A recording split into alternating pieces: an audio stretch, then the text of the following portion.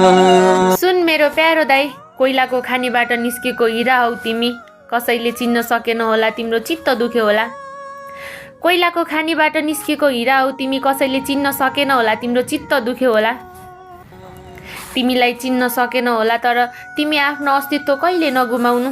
रात दिन मेहनत गर्नु, आफ्नो सपनातिर अघि बढ्नु। एक दिन पछुतो हुनेछ उनीहरूलाई पनि, जसले तिमीलाई अहिले केही गर्न सकेको छैन भनेको छ। तिमी गलत बाटो कहिल्यै नहिँड्नु, सही बाटो हिँड्नु, सधैँ राम्रो गर्नु।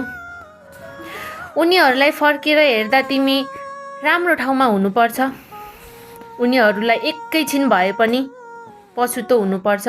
उनीहरूलाई एकैछिन भए पनि पछुतो हुनुपर्छ। दाइ तिमी मात्रै आइरहन्छौ आँखैमा।